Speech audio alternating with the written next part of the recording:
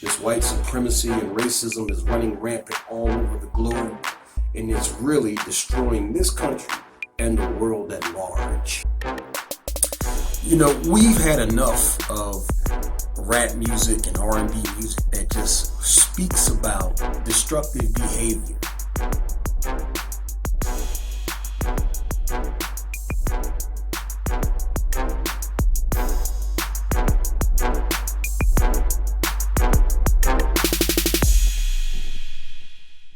Only white people gave the world high forms of thinking. The lie has to end. Greetings to my African American family all over the United States of America. Greetings to my African family all over the world and the diaspora, wherever you are. My primary concentration is on my African American brothers and sisters right here in this country of America who are fighting the battle for freedom, justice, and equality for us all. I also greet my white brothers and sisters, my Asian brothers and sisters, my Latino brothers and sisters, and my Native American brothers and sisters. Anybody that is fighting for freedom, justice, and equality for all people, I can call you my brother or my sister. As long as you are fighting an honest battle and you genuinely want freedom, justice, and equality for all people, I have no problem with you. My problem is with supremacy, lies, distortions, manipulations of any kind. These are my problems with humanity. We're gathered here today to speak about the Easter holiday and to take a look at some things that you may not be aware of regarding the Easter holiday. There are several things that pertain to Jesus, the Easter holiday, and even the Christmas holiday, things that connect Christmas to Easter that you may not be aware of. This is important because we find ourselves as people being thrust into religions by our parents and by other family members or friends that have either forced us to be involved in certain religions from the time we were children. This is where the parents come in, because they actually force you to do certain things. You may not have thought you were being forced at the time because it's your mother or your father, it's your grandmother or your grandfather, it's your aunt or your uncle. They're in a position of authority. You look up to them. They love you. I understand that. But there comes a time when you have to take a stand as an adult and think for yourself. Research things for yourself. Not let your mind be so easily manipulated. Because we have this great thing. We always had that great thing known as the library for you to go to research and really read up on the history of Christianity, the history of Islam, the history of Judaism for Jews. The library was always there as a source, but you were never prompted or motivated or told to actually go and read the history of your religion. You were never told to do this because most people are weak and cowardly, and they would rather believe in something that makes them feel good and safe, as opposed to having the real knowledge and power that they could access, the real knowledge and power that they could attain that would make them even more powerful and spiritual than they are as a Christian, a Muslim, or a Jew. Facts. Now we have this great thing known as the internet. It's right at your fingertips. You have a full-blown library of information to access at your fingertips. You don't even have to leave your home. You can pull up an entire plethora, a multitude of information right at your fingertips. And I've said this before and I'll say it again. If anybody tells you you got that off of the internet, stop using the internet, just take a look at that word, that word in the middle right there. It says, there are two words. It says Cornell University, and it says health and nutrition classes. You have widely accredited institutions that put information on this internet.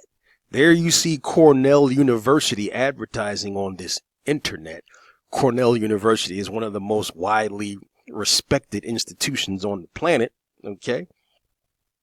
You have several different entities that put information on this here internet. And this internet is used by doctors, professors, scientists, lawyers, physicists, engineers, you name it.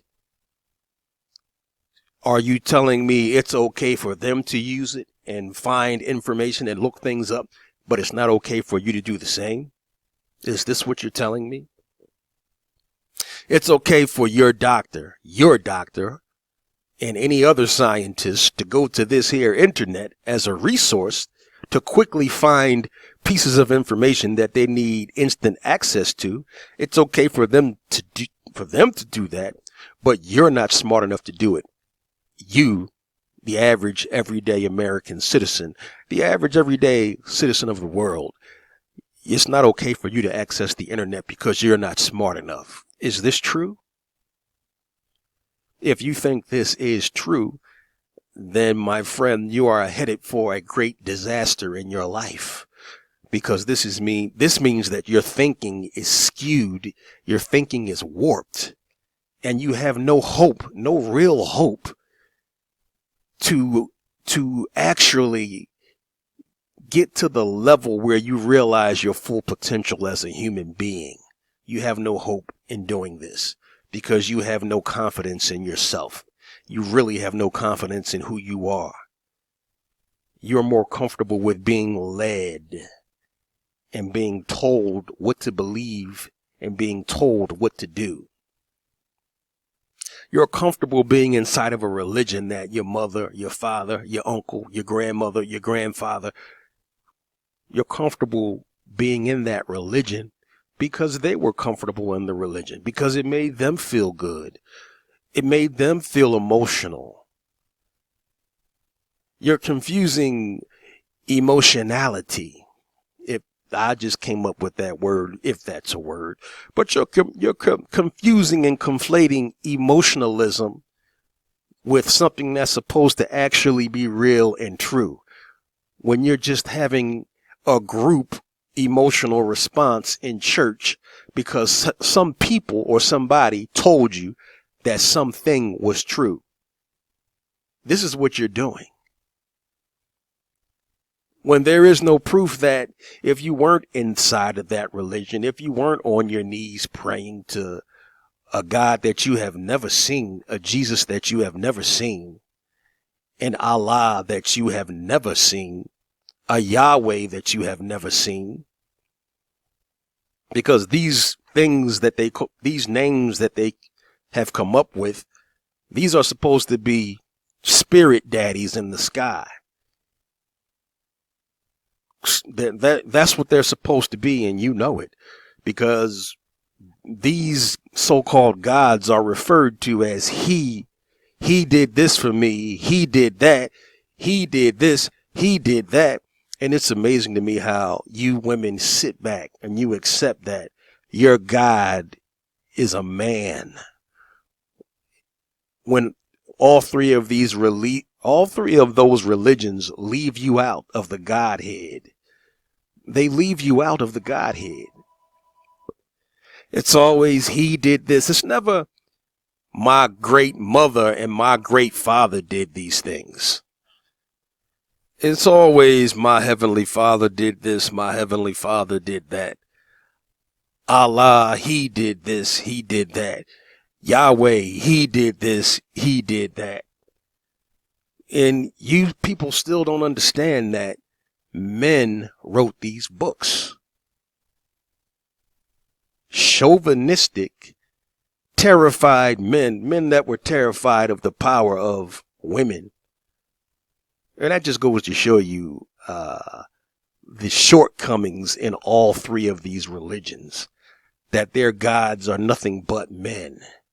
That just shows you the weakness in all three of these religions, that they're so afraid that they couldn't put at least one woman in the mix as far as who was the total all-encompassing God. There's nothing but men there. How can a bunch of men create anything? Are these homosexual gods? To a bunch of men creating, causing life to two men can, three men, Father, Son, and Holy Spirit, Allah, Yahweh. These men can't create anything without a woman. But yet, we don't hear of any mention of any feminine female energy. All we hear is Father, Son, and Holy Spirit. All we hear about is Yahweh and Allah. And all of these things are men, daddy ghost spirits in the sky. This is all we hear about. That should make you question everything right there.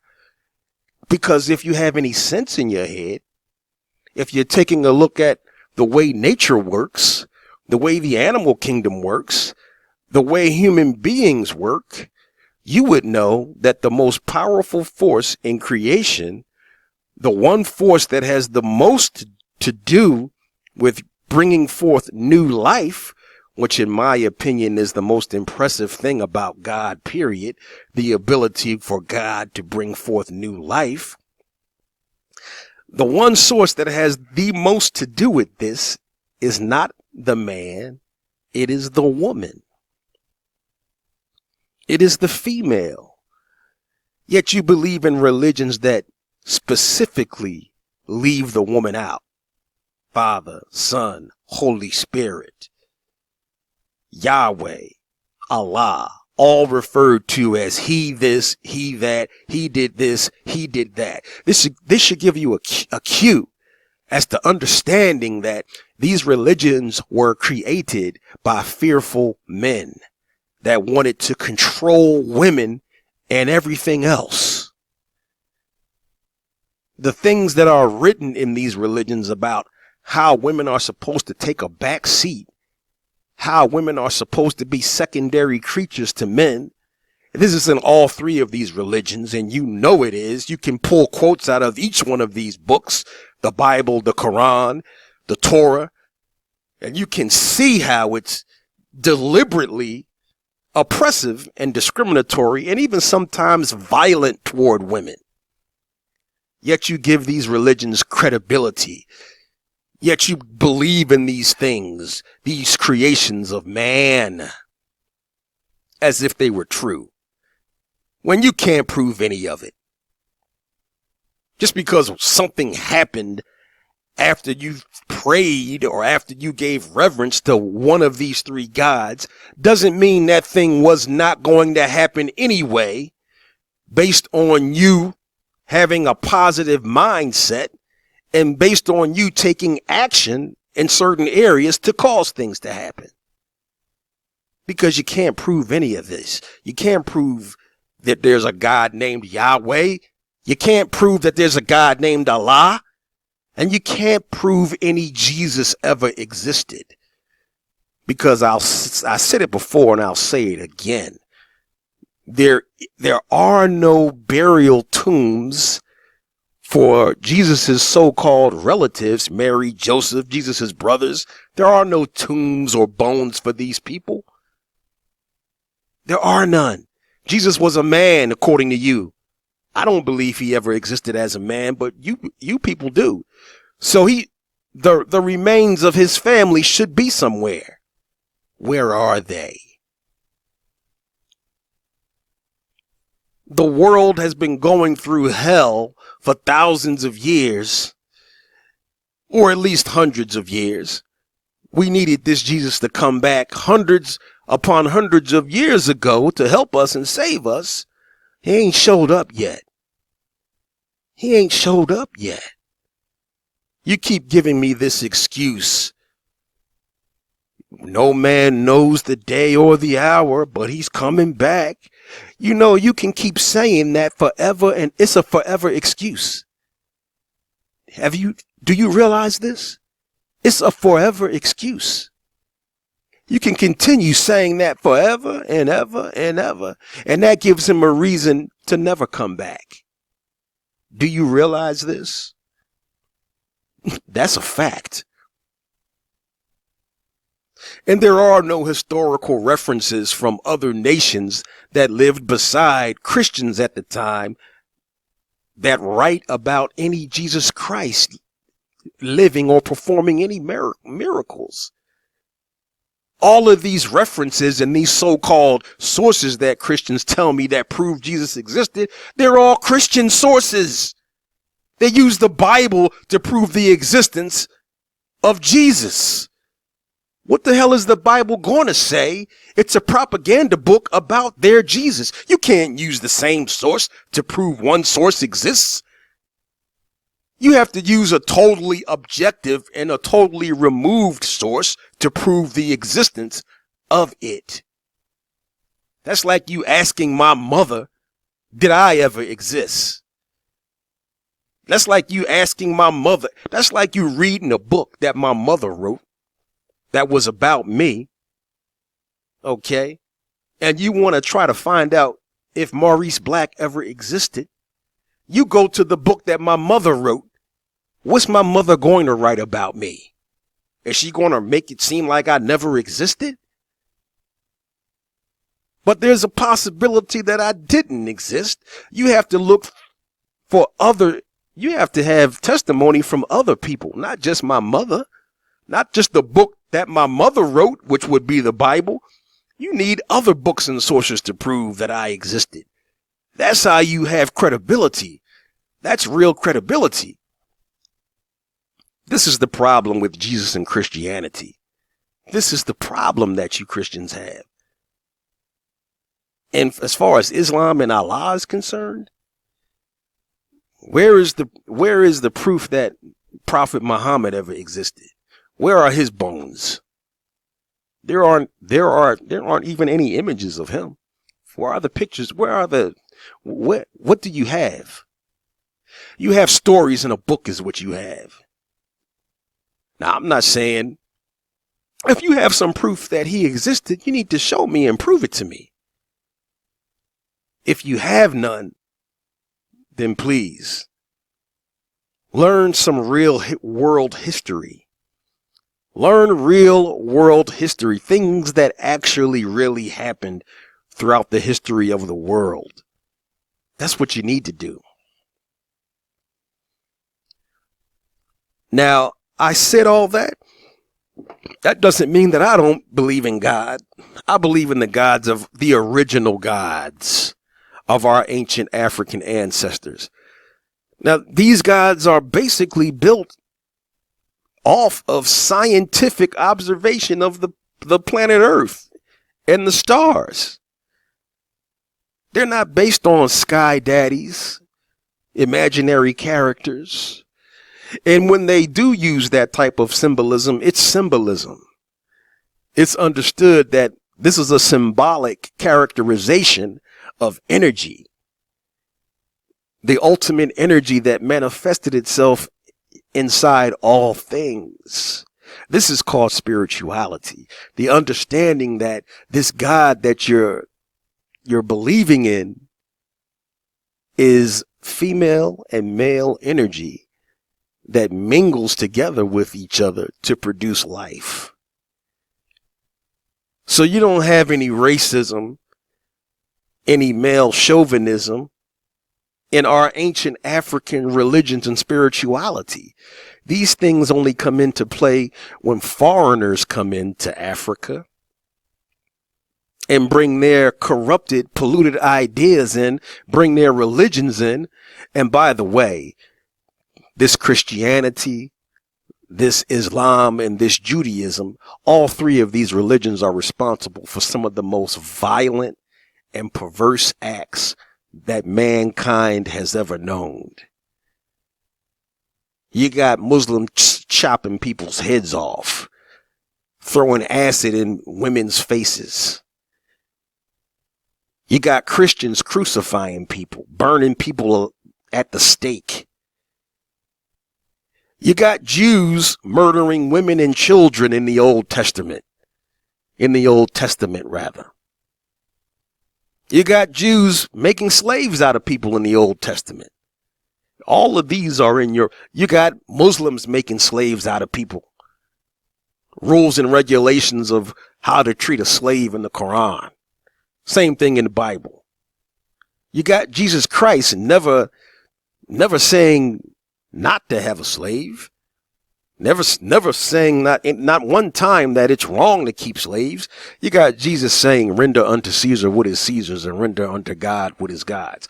What does Jesus care? Why does he even care about what you give to a Caesar? Why is Jesus even saying that? He shouldn't even care about giving anything to a corrupt Caesar. Should he? But they have him saying it in the Bible. And they got him saying that first. Give the president or give Caesar what he needs first, and then give God what God. Shouldn't it have been the other way around? Shouldn't the first thing out of Jesus' mouth been render unto God what is God's, and then give Caesar what Caesar needs? But in your Bible, Jesus is saying the exact opposite. They got Jesus, who is supposed to be God, saying, give the government their money first, and then give me whatever it is you need to give me after that. You never looked at that. You never paid attention to that now, did you? There's so many shortcomings, so many things wrong with these three religions. The reason why the world is in the state that it's in today is because of what these three religions have done to the world. Judaism for Jews, Christianity for Christians, and Islam for Muslims. What have they really done for the world? Look at the state that it's in. Look at the state the United States of America is in. Look at the state Africa is in. Nothing but Muslims all over Africa. And look at all the devastation and disease and destruction. But some light-skinned pale Arabs over there got all the money, calling themselves Muslims. Look at all the black Christians over here in America going to church on Sunday. Yet, black people still catching hell by this white racist establishment. Still only being thrown token gestures of justice. Still the last man and woman on the totem pole as far as financial and economic progression is concerned. Still being taught lies in the classroom. Our children still being taught lies in the classroom. Situation ain't getting no better for black people in America under Christianity. You want to talk to me about all of the progress that we made as Christians. Well, that is a severely limited amount of progress. How much farther could we have gotten if we held on to our real, true, ancient African spiritual? How far would we have been then? Have you asked yourselves these questions? Because when we utilized our real, true African spirituality and religions, we were on top of the world. And there was no racism. There was no prostitution. There were no jails in Africa. There was no Ebola virus, AIDS virus, coronavirus in Africa until a white European man got there. Facts. And it is the white racist European man in America that is the reason and the primary source for all of the devastation, oppression, discrimination, and violence that we see in our black communities. Yeah, I know we participate in it. I know this. But what is the root cause of this? What is the root cause of this? Who taught you how to rape and beat women? Who taught you how to shoot guns? Who taught you how to do drugs? Did you have access to all of these things? Or were they put in your hands by someone else? Or did you learn these things from watching a racist ass white slave master do these things? Of course you did. Now, this does not absolve you from making terrible decisions as a black man or a black woman. But what this does do is put the shit into perspective as to where you get these ideas and where you learned how to behave in these types of ways, because this was not a part of your identity or your culture until you got here. These things were not in ancient Africa. Now, was ancient Africa perfect? No. But we see perverse, destructive, violent things taking place on a massive level in America and in European nations that we did not see in Africa until the incursion of the racist white man. Now, I don't want my white brothers and sisters to be dismayed or to feel some type of way. This does not mean that all white people hold these aspirations or goals or promote these things. That's not the reason for me mentioning these things at this time. The reason is to show you that there are sources from which we draw as a people, and those sources have given us a set of ideals and a set of practices that we have implemented in our everyday lives since we've been here in America. There is a source. There is a source of corruption. And you need to take a cold, hard look at the source. And you need to go all the way back and study history to find out exactly what you should be thinking, how you should be thinking, and what you need to do to secure a prosperous future for you and your children. There is always a reason for everything. That's my point. And you need to dig deeper. Having said that, let's take a look at this information. This ties directly into Easter. Easter was yesterday. So today, let's examine what took place yesterday. The spring equinox. What is the spring equinox? The spring equinox is directly connected to the Easter celebration. In fact, this is what Easter really and truly is. It's not about the death of any or resurrection of any Jesus Christ. It's about the renewal of life and the resurrection of the sun being the prominent force in this particular season. Sunlight and sunshine. Okay? This is what the Easter holiday is truly and really all about. And I'm getting ready to prove it to you here today. Let's take a look at the spring equinox. Celebrate the vernal equinox and the start of spring. Let's take a look. In 2021, the spring equinox occurs on Saturday, March 20th. This event marks the astronomical first day of spring in the northern hemisphere. What does equinox mean? What happens on the equinox? What determines the first day of spring? Before you try to balance that egg, let's read this article says.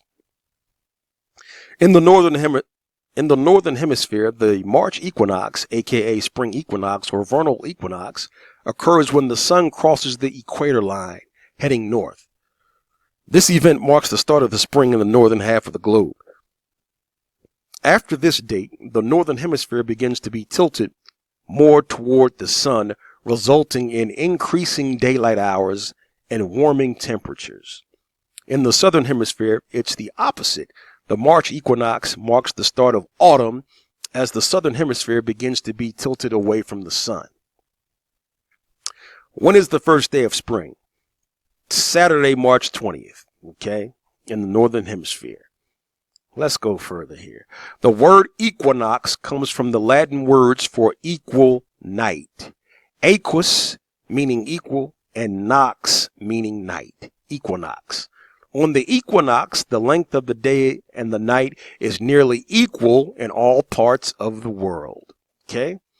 With the equinox, we enjoy the increasing sunlight hours with earlier dawns and later sunsets. Okay? All right? So I just wanted to read that basically to let you know what the equinox actually is. The term means equal daylight and equal nighttime. Equal day, equal daylight, and equal night. That's what equinox means. And in this particular time, in this season, this Easter season, but late March and early April, we experience the spring equinox. So how does this tie into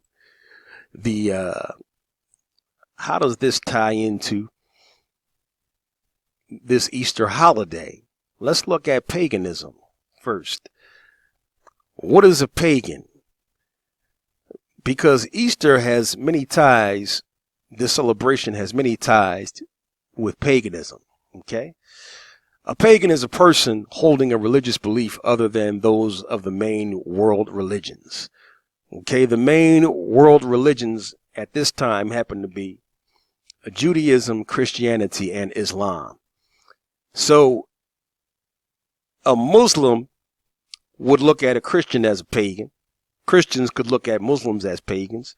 Jews could look at them both as pagans, and they both could look at Jews as pagans. They can throw the word around, throw it at each other.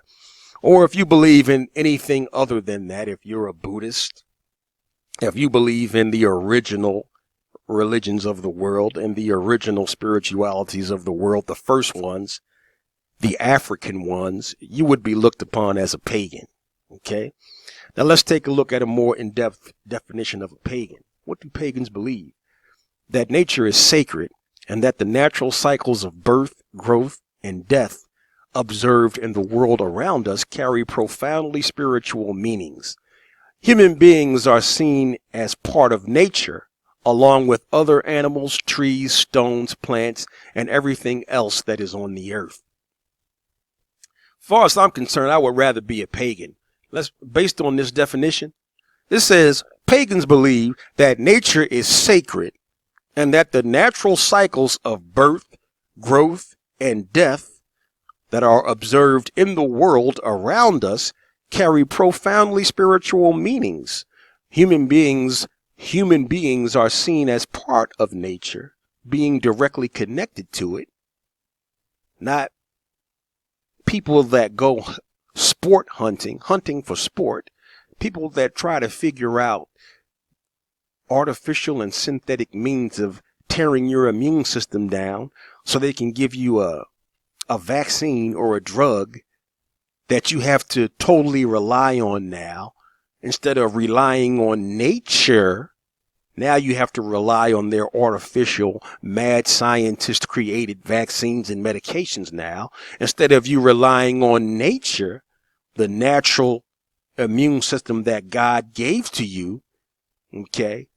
These are Christians and other types of doctors and scientists that believe in these things, as opposed to believing the way a pagan believes, that nature is sacred and the natural cycles of birth, growth, death. These things are observed, these things should be observed around us and carry profoundly spiritual meanings. Human beings are seen as a part of nature, not as an enemy of nature, like many whites regard nature as their enemy. Unfortunately, not all white people, but there are many white doctors and scientists, I would include Dr. Anthony Fauci in this, who believe that nature is their enemy and that they have to find ways to get around nature, to hijack nature, and to do synthetic artificial things to try to beat nature, which is going to result in disaster for humanity. And it has already resulted in disastrous consequences in many cases already when they try to tamper with nature. Like Bill Gates, when he attempted to throw millions of dollars into a project to spray chalk in the atmosphere to block out the sun's rays. You look it up. This crazy man thought it was a good idea to research spraying calcium carbonate particles, chalky dust particles in the atmosphere to block out the sun's rays to try to mitigate global warming. He thought this was a good idea. Half of the scientific community said that, well, that's probably a bad idea, tampering with God's most powerful force, trying to block out the rays of this thing. The other half thought it was a great idea. Yes, let's go full speed ahead. Let's spray chalk in the atmosphere and block out the sun's rays to try to prevent or mitigate the consequences of global warming. That's a good idea. This goes to show you exactly how much scientists really know. How some of these people are crazy, calling themselves scientists. How you believe in a lot of these people, calling themselves doctors and scientists. Half of their community thought it was a good idea to spray chalk in the atmosphere, in the air, to block the sun's rays out. You need to look that up. I read an article that said the scientific community was divided as to whether that was why is anyone signing off on that? But that just goes to show you how smart your scientists are. Human beings, as far as pagans are concerned, are seen as a part of nature along with other animals, trees, stones, plants, and everything else on this earth. That's what a pagan is. But you were taught that a pagan was some type of a devil worshiper or a bad thing. No. This is because you hate knowledge. You're too lazy to look shit up. And you would just rather have your Christian blindfold on and your Muslim blindfold on and your Jewish blindfold on. And you don't want to learn anything because you're afraid. That's a fact. Let's take a look at this article from The Guardian. The pagan roots of Easter. Please pay close attention. The pagan roots of Easter. From Ishtar to Ostri, the roots of the resurrection story go deep. We should embrace the pagan symbolism of Easter. Easter is a pagan festival. If Easter isn't really about Jesus, then what is it about? Today we see a secular culture celebrating the spring equinox. I just went over what the spring equinox was all about. It's about the return of the sun, the resurrection of the sun in its fullest glory, because we're coming out of the winter solstice where sunshine was at its lowest level, at its lowest point, and then it gradually grows and grows and grows into its full glory. This is what the winter solstice is about. Each year around the 21st of December during Christmas, the winter solstice. That's why Christmas is always celebrated around December 21st, that whole week, December 21st through the first week of January, really. This is the time frame that the original holiday was celebrated. It went all the way through the first week of January. Yeah, the first week of January. From the 25th all the way through the first week of January. That's where its pagan roots come from. It's about the death. It's about the death and rebirth of the sun. The sun. Sunshine. Not the S-O-N, but the real Son of God, the S-U-N. That's why it takes place during the winter solstice. These religious holidays are about celebrating what you call pagan rituals and pagan holidays. This is why the death and the resurrection of Jesus Christ always occur on a different date each year. How can you die and be resurrected on a different date? You can only die and be resurrected on one date.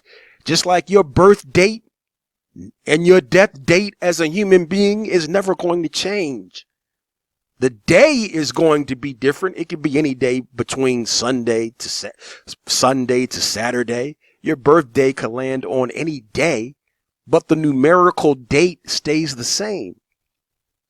When it comes to the man Jesus, because Jesus was a man, they move his death date around and his resurrection date around every year. It's different.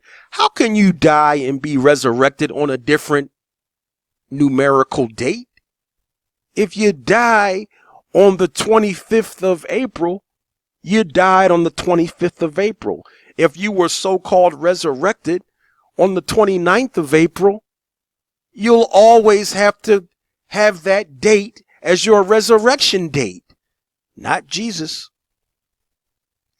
He dies on a different date and gets resurrected on a different date every year. It makes no sense, and you know it.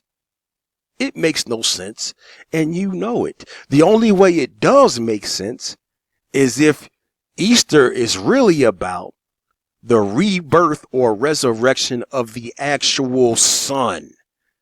Because based on the movement of the planet around the sun appears to be reviving itself or resurrecting itself or presenting itself in its fullest glory, which causes the earth to renew itself and bring its flowers and its vegetation back in full bloom during the springing of the season. Now it makes sense because that numerical date can be on a different date. That can be different every year based on the movement of the earth, based on the way the earth moves throughout the galaxy in relation to its orbit around the sun. That happens on a different date. Now we get it.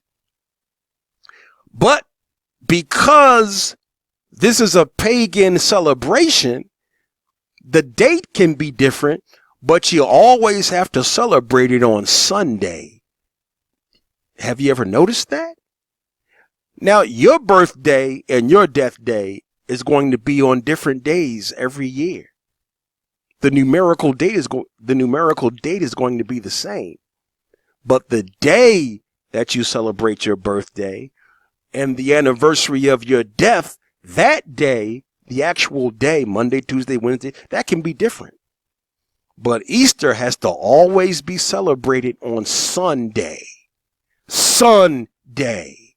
Sunday. S-U-N-D-A-Y day. A celebration of the sun. Easter has to always be celebrated on Sunday. You didn't realize that, did you? Sunday. Look at the word Sunday. It's S-U-N-D-A-Y. A celebration of the sun.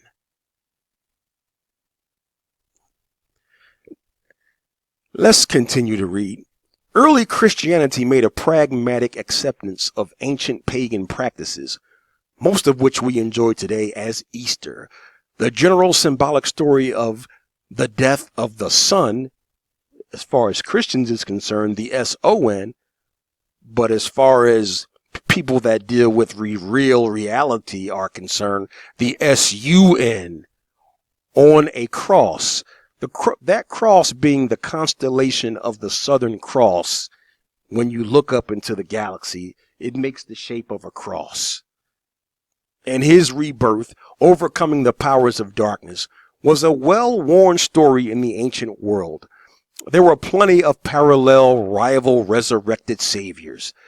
Many different people died and were resurrected in ancient historical mythology, long before Jesus Christ. So now, here we go. Here comes Jesus Christ, hundreds of years later, sometimes thousands of years later. Now this mythological Jesus figure picks up the same story. But you Christians don't think that's curious.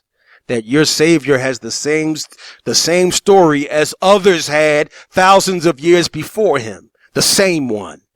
The Sumerian goddess Inanna, or Ishtar, was hung naked on a stake and was subsequently resurrected and ascended from the underworld. One of the oldest resurrection myths is the Egyptian Heru, or Horus. And it is not one of the oldest resurrection myths. It is the first one that comes from ancient Kemet. Not Egypt. It's not Egyptian. It's Cometian. It comes from Hemet. It comes from Kemet, rather. And it is not Horus. The African name is Heru. Heru was born on December 25th, and his damaged eye became the symbols of life and rebirth. This is a very superficial and a scant explanation of what Heru is really all about. But that basic premise, this information about Heru being born on the 25th of December, you can find that information in a number of sources, okay, about the first virgin birth, his mother being Auset, Heru's mother being Auset, and his father being Asar, and him being born on the 25th of December. Mithras was born on what we now call Christmas Day, and his followers celebrated the spring equinox also. Even as late as the 4th century AD, Sol Invictus, associated with Mithras, was the last great pagan cult the church had to overcome. Dionysus was a divine child resurrected by his grandmother. Dionysus also brought his mum, Semele, back to life. Okay, in an ironic twist, the Cybele cult flourished on today's Vatican Hill. Now, these are several different stories about many different myths about people that were died and were subsequently resurrected and overcame death. Stories about these myths and stories were thousands of years older than Jesus Christ. And then Jesus Christ comes along and picks up the same story. This is the point of this. Okay. So eventually Christianity came to an accommodation with the pagan spring festival because Christianity wanted to be somewhat welcoming and accepting of all of the pagans that were in the area. So they acclimated and they incorporated the pagan celebrations of the Easter festival into their religion. Okay? This is what this is saying. It says, so eventually Christianity came to an accommodation with the pagan spring festival. Although we see no celebration of Easter in the New Testament, early church fathers celebrated it. And today many churches are offering sunrise services. Here we go again, paying homage to the real sun. Sunrise services at Easter. An obvious pagan solar celebration.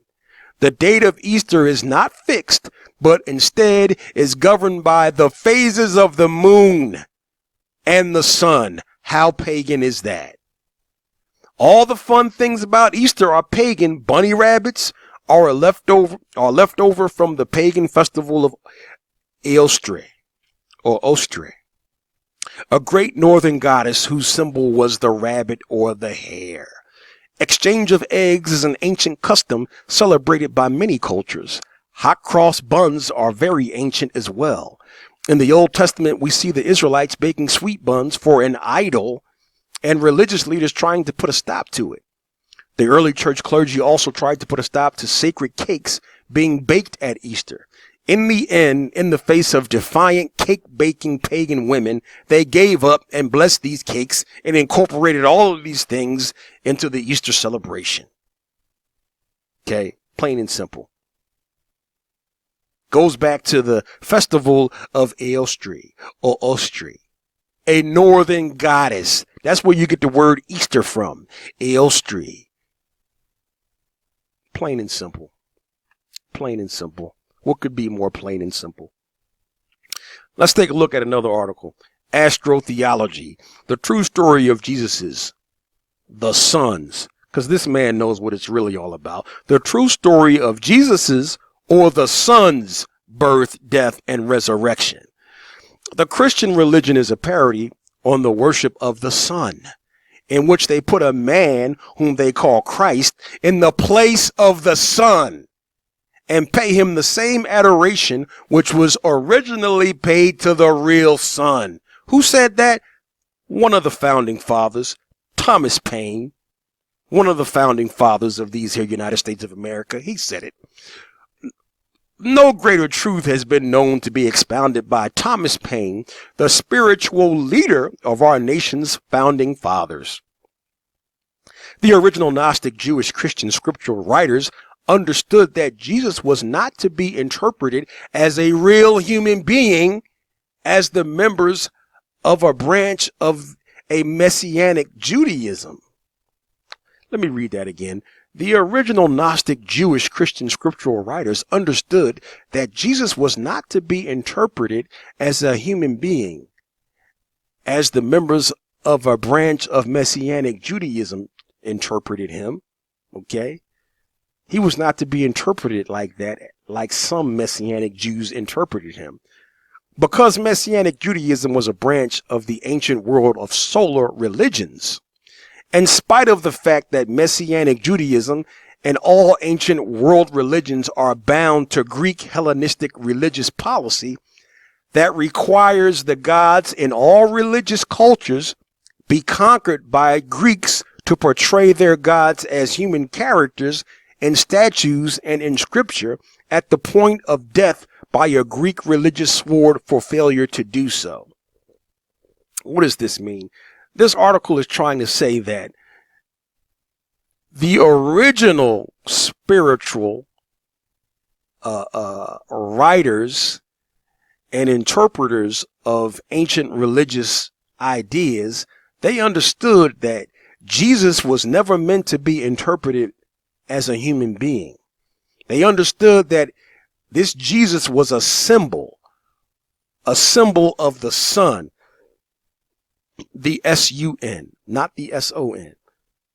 But because the Greek authorities that were in power at the time wanted men to be worshipped, wanted a Greek white man to be worshipped, they wanted to put the worship and the importance on a man. Here we go again with the male chauvinism.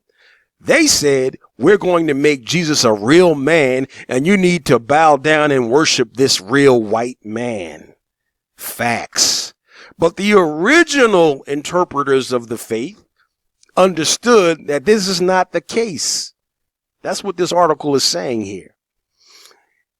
It is the spin masters, the patristic or Roman Christians, 10 years later, who first redacted and rewrote the Messianic Gnostic Jewish Christian Gospels during Nero's persecutions of the Gnostic Jewish or original Christians around 64 AD, and the unofficial formation of the patristic Roman Christian Church between 70 and 72 AD in response to Nero's persecution, whose founding fathers had no information on Jesus at all, except what grew to legendary proportions after several years of patristic Roman Christian religious oral storytelling. All they had was hearsay and storytelling about Jesus. And they took that and they wrote up a doctrine. And they created a concept of Jesus as a human being. And they made erroneous theological concepts official. This is what the patristic Roman Christian Church did, which is really the Roman Catholic Church. And they put these policies together over 2 centuries later at the Council at Nicaea. Over 200 years later, they put together the Nicene Council, 323 AD, at the point of a Roman Christian sword, to tell people, you better believe in this man Jesus that we created, or else meet the sword. Anyone failing to accept Jesus as a human being, or failing to follow the edicts of the Council at Nicaea and the authority of the patristic Roman Christian Church, would meet the sword. And it's saying, see some of these sources. The Flavian Caesars, Vespasian, and Titus invented Christianity more or less in the form that we know of today. And look Constantine up. the history of Constantine and his connection with Christianity. Jesus, the human man, never existed. In reality, it is what was written about him, the Son, the S-U-N, through astrotheology combined with the brutal persecution efforts of the Roman Christian Church and their liars or fabricators that have made the human Jesus so famous and so real. Going by oral hearsay and stories about a man that so-called walked on water, did all of these miracles, died and got resurrected on a cross, which is really the Southern Zodiac cross, which he really represents the death and rebirth of the sun, from Christmas to Easter. In Christmas, around the 21st of December of every year, or on that day, the 21st or 22nd, the sun is at its lowest level. The amount of sunshine is the least in the sky. Darkness is the purveyor. Darkness is the dominant force. The amount of sunshine is reduced to its lowest level. This represents a death of the sun, a death of the old practices that you may have had as a person, a death of all of your negativity, your negative habits. This represents a death of that. The very next day, the sun is reborn, because the sun is at its lowest level and the amount of sunshine is at its lowest level. But the very next day it gets reborn and the sun starts creeping back up again. The amount of sunshine starts to increase by 2 minutes or so every day after the 21st or 22nd, that lowest level during the winter solstice, during Christmas. When the sun dies, the very next day, it starts gradually growing, just like a newborn what? Baby. This is why you celebrate Christmas and the birth of the sun. You celebrate the birth of the sun, the S-O-N being a man, which there is no proof, no real proof that he actually ever existed. There is none. What this is about is the death and the rebirth of the sun, the S-U-N, because the sun is at its lowest level. But the very next day, it's reborn, and it gradually grows up. It grows up, it's at its smallest level, and it increases gradually every day after the solstice, until finally in the spring equinox, it's in almost its full bloom, but it's not fully grown yet. It's not going to be fully grown until the summer solstice. That's when the sun is in its fullest glory. But during the springtime, everything is rejuvenated. All the plants and the flowers are resurrected. Now we go into the Easter holiday. It's all astrological, based on the changing of the seasons, based on the activities of the sun. Christmas and Easter. You have to pay attention, and you have to realize what's actually going on here. Yeah, I still believe in God. I believe in Amun-Ra. This is a God that is thousands of years older than any Jesus, any Allah, any Yahweh, you name it. Amun-Ra is older than all of them. And Amun-Ra is all about energy. It's all about balance. Amun and Ra have a female counterpart. And I look at it, Amun-Ra, as being mingled energy, being both female and male. Just like you are as a human being, no matter if you are a man or a woman, you are still both male and female at the same time, because half of your DNA and half of your makeup is female. It came from your mother. If you're a woman, half of your DNA, half of your makeup is male. It came from your father. You are a creation of both masculine and feminine energy. So I still believe in God. But I believe in it in its most realistic terms, in its most realistic, in its most physically applicable terms. in its most common sense terms. It is pure energy that can manifest and create itself in all things. It is in all things. It was here first and it will always be here. Its energy will always be with you to guide you and help you in the form of your ancestors and in the form of the energy that just exists in all creation, in the atmosphere, in the tree, in the insect, in the animal, in the sea. Its energy, the energy of God is everywhere. And it's there for you to tap into it, to connect yourself to it through your prayer and meditation. Not to some man, not to some sky daddy. You can see God when you look at the sun. You can see God when you look in the mirror. You can see God when you look at the tree. You breathe God in when you breathe in oxygen. It's all around you. Let's go further. Here's another article. Pagan sun worship and Catholicism celebrating the risen sun. Every spring, thousands of Christians get up very early in the morning to attend special sunrise services in celebration of the resurrection on Easter morning. Have you ever wondered about the origin of the word Easter? Believe it or not, it actually can be found in the King James Bible. This is a Christian person that writes this article, but even he, when he writes this, he is debunking his own belief. And he knows it, but he still writes it willingly. In Acts 12:4, this is what Acts says. And when he had apprehended him, he put him in prison and delivered him to 4 quaternions of soldiers to keep him, intending after Easter to bring him forth to the people.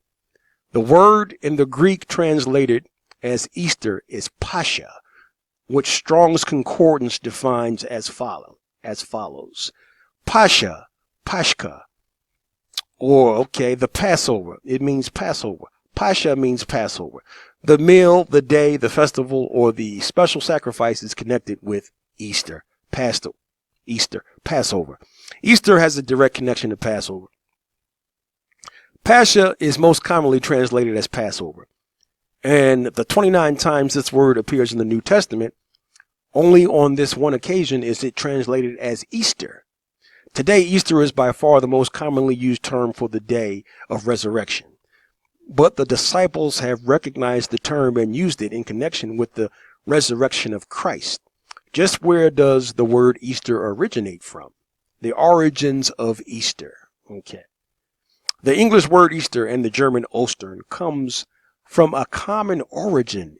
Oster, Easter, Ostara, Astar, which to the Northmen, these are Vikings, men of the north, meant the season of the rising or growing sun. So Christians, you celebrate Easter Sunday. The word Easter is used to celebrate the resurrection of your Savior. This word Easter has a connection to Oster, Easter, Ostara, Ostar. It comes from the season of the rising sun. S-U-N. Here we see it again. The season of new birth. The word was used by their ancestors to designate the feast of new life in the spring. Once again, Easter is connected to the spring. Now I've shown you this is the third source here. 3 different sources that speak exactly about where Easter comes from. Says here, so there is no doubt that the word Easter is not Christian, but pagan in origin. Pagan in origin. Okay? Now, as to the date itself, anyone who has studied the Bible knows that the crucifixion and resurrection happened during the Jewish festival of the Passover, which began on the 14th of Nisan. For millennia, Jews have observed this festival week as Passover, feast of unleavened bread, beginning on the 14th of Nisan. Since Jesus died on the 14th of Nisan, then the resurrection happened on the 16th of Nisan. Have you ever noticed how your birthday falls on different days of the week from one year to the next?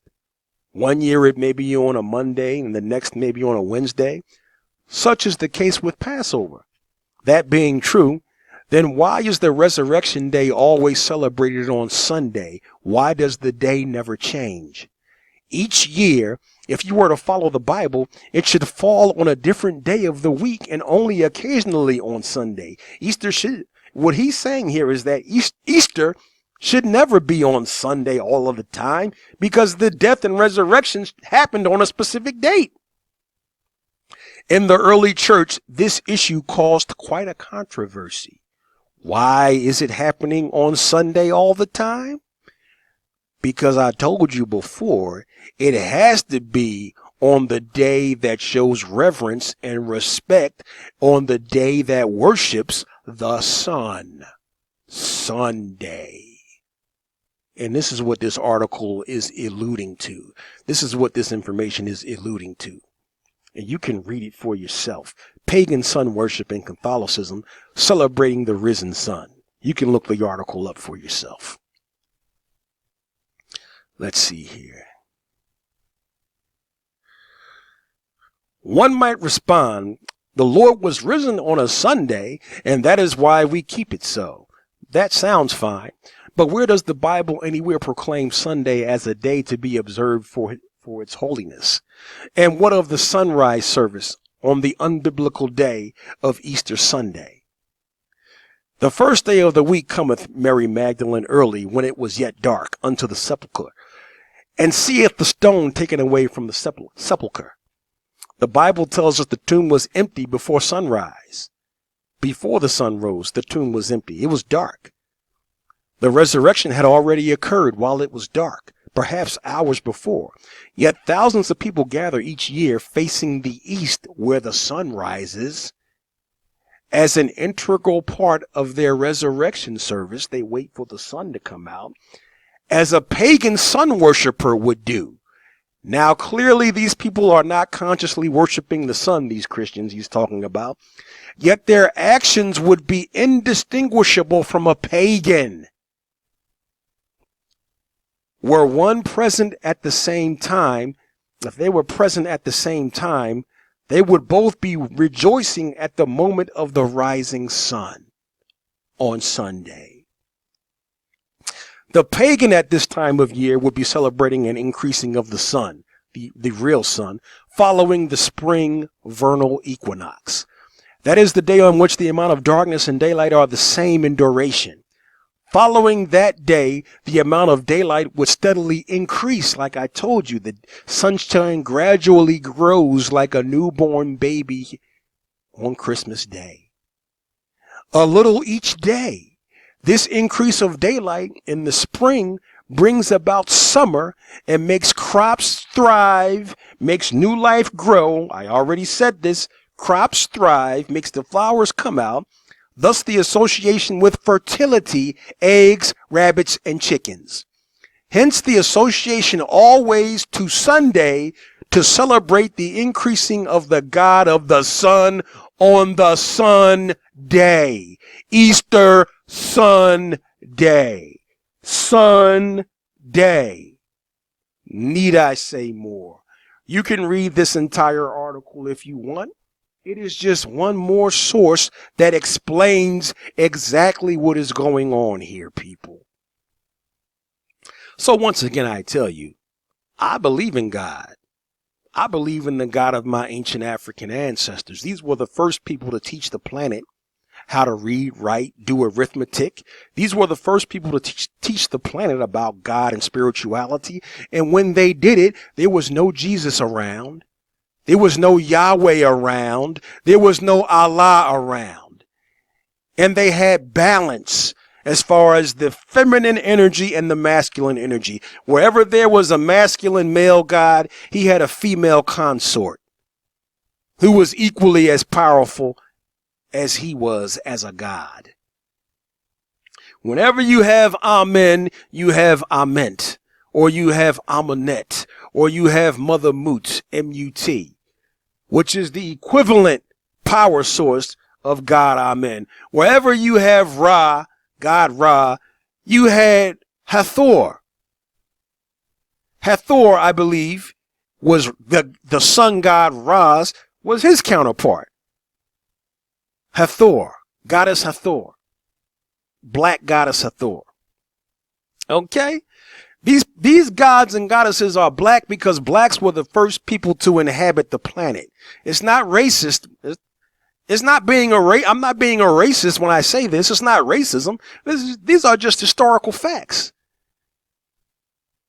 White archaeologists and biologists and historians, white people that are not racist, that are concerned about the truth, that want to tell the truth, they say this information as well. They write about these things, that black people were the first people to inhabit the planet. So it stands to reason, it makes sense that we were the first people to teach the world about reading, writing, arithmetic, geometry, algebra, and the knowledge of God. But you see, once other foreign sources come into play, they corrupt the original spiritualities and make them male chauvinist murder cults, like our great master teacher, Dr. John Henrik Clarke, teaches us that Christianity, Judaism, Islam are basically male chauvinist murder cult religions. And when you read their books, you know why he said that. And I agree with it. That doesn't mean that every single thing about them are negative. But for every one thing that is positive, there are 5 things that are negative about these religions, 5 things that are destructive about these religions. That's why our great master teacher, Dr. John Henrik Clarke, called them male chauvinist murder cults. This is why you need to examine closely all of the negative, oppressive, destructive verses that are contained in the Bible with regard to women and how they are supposed to be looked at and treated. Same thing goes for the Quran. If you really dug deep into the Bible, all you have to do is do a basic, simple Google search. You just type in oppressive, discriminatory Bible verses with regard to women in the Bible. Type that into Google. Type the same thing into Google about the Quran and Islam, how they really perceive women in that religion. No matter how they try to twist it, manipulate it, and sugarcoat it and turn it into something else, they put up a larger value and a larger importance on the man as being a creature that is of greater worth than the woman. And Christianity does the same thing. Just look at who God is in all 3 of the religions. That should tell you everything right there. There is no female representation of the God in the religion. They are always referred to as he. When God is a man has no choice but to look at himself as being more valuable than a woman. If the God is a man, you should use some common sense here, people. And do your research. History. Let history be your guide. Let real information be your guide. Don't let books that were written by men that contain things in these books that can never be proven. Ridiculous stories about hundreds of animals being on one ship and the animals not eating each other up. Ridiculous stories. Taking 2 loaves of bread and a couple of fish feeding thousands of people. Ridiculous stories. Smokeless fire. All kinds of wild stories. Ridiculousness. Angels appearing in front of people, telling them to read. Has that ever happened to you? Have any angels ever appeared to you? Have you ever seen anybody take a couple of loaves of bread and a few fish and feed thousands of people with it? Has anybody ever taken a great big ark in today's time and proven that that could be done? You can put two of each kind of an animal on, two of each kind of every creature on the goddamn planet can fit on a boat. With as many creatures that exist on this planet, you can fit two of every kind on a boat. This is crazy. We all need to examine very closely the things that we believe in. And we need to take a hard, close look at what is inside of these religious books, pardon me. The things that are written in there, the violence, the ridiculous, illogical violence that takes place, the illogical practices and rituals that you need to go through, the things that just don't make any sense at all, that these things were written by men. And you say that these men were inspired by God to write these things. You have no way of knowing this. You do not know what inspired these men. You are repeating things that you heard from your pastor, your preacher, your mother, your father. Those people did not know everything. They didn't have access to the information that you have access to today. There is no way for you to know what inspires any man to write anything. You cannot live in that man's heart.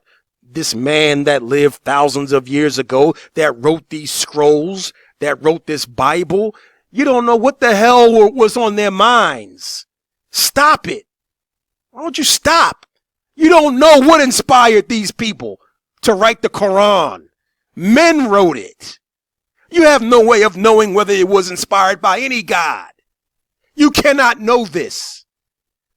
What we do know is that what inspires men to do things, the things that inspire men to write things and do things, are greed, money, power, and sexual access to women.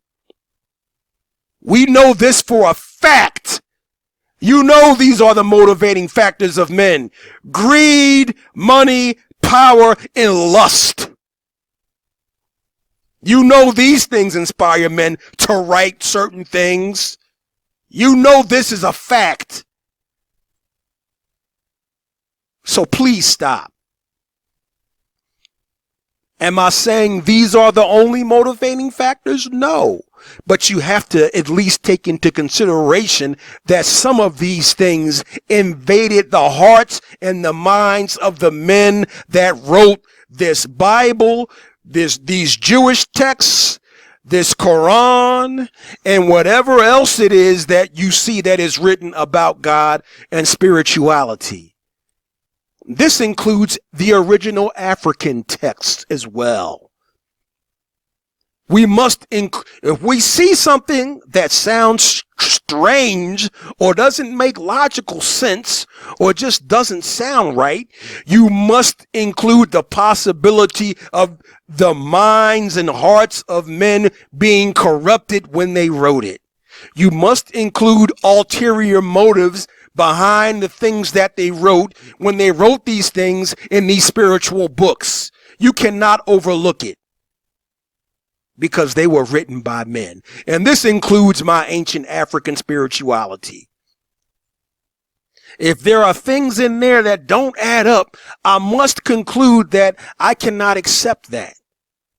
It's okay for me not to accept certain parts of my own ancient African spirituality if it's not measuring up to the standards of humanity living at its highest level. If it's not measuring up to produce the highest quality human being on the face of the earth, if my religion if my religion doesn't stack up, if my religion isn't enough, then I can change it and make additions to it, or I can take certain things out of it that are destructive. This is what you should do as a human being. You need to add to your religion and take certain things out of it that don't make any goddamn sense. As a matter of fact, if you were ever so inclined to do so, you can come up with your own spirituality. The people that wrote this Bible, the people that wrote that Quran, the people that wrote the Torah and all the rest of that, that's what they did. They sat down and came up with some shit and they wrote it down. You can do the same today if you are ever so inclined to do so. And you can use some of their information. You can take the best parts of each thing and come up with something for humanity today that fits the needs of humanity today. There is nothing stopping you from doing it other than your own cowardice and your fear of some imaginary God that's going to burn you in hell for forever and ever. That's what's stopping you. And that's what's stopping humanity from evolving into what it should be. Having said that, may the great mother and father of all creation, may Amen Ra, because that's what the great mother and father of all creation is to me, Amen Ra, and may the energy of the ancestors also be with you to guide you, bless you, heal you, and protect you. Peace. I'll speak to you soon. BlackAfrikana.com. The link to get to my website is at the top of my YouTube banner, that big, colorful, beautiful picture of the African goddess Ma'at. The link to the BlackAfrikana.com website is right there. And the link will also be presented in the description of this video. So you can go there and watch the full video in its entirety. And going forward, that's the place where you'll go to view all of our video content in its entirety. We're only going to be uploading parts of videos on YouTube because of the games that YouTube plays, because of their outright censorship and denial of the rights of the people to have full disclosure, to have full information about what's going on in the world. So we're going to be putting our content, the bulk of it, most of it, on our website. Whatever YouTube takes down, you'll be able to see on our website. So that's why it's important for you to go there and visit, to keep yourself well informed. Okay? Now we also have some fantastic looking sweatshirts available. We have our red, black, and green color line for the what's on our website. It's in the Black Africana clothing page. It's on the Black Africana clothing page. Simply go to the website, click on more, scroll down until you see Black Africana clothing, and there you'll be able to purchase your own sweatshirt or t-shirt. The black t-shirt is fantastic. Let's start with the red first, because the red, black, and the green, for those who know about the red, black, and the green and what that means, you know what time it is. You know exactly what's going on. The red is fantastic. It's downright fantastic. It's beautiful. You can get a red sweatshirt and a red t-shirt. You can even wear a t-shirt in the wintertime. Just put a long sleeve, long johns thermal underneath the t-shirt, and you can rock your t-shirt in the wintertime. And you certainly know that you can wear the sweatshirt, because that's what sweatshirts are made for. So the red is fantastic.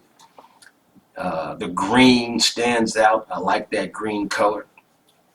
It's also awesome. And of course, black goes with everything. So just to make you aware of the clothing that we have, you'll find that on our website as well. And just click on, once you get to the website, all you have to do is simply click on your shirt.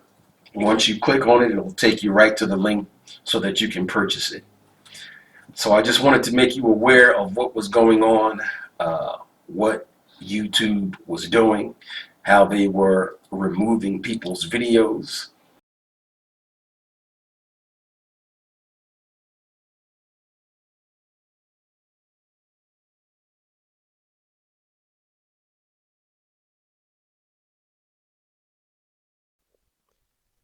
So don't forget to thumb up the video and like it.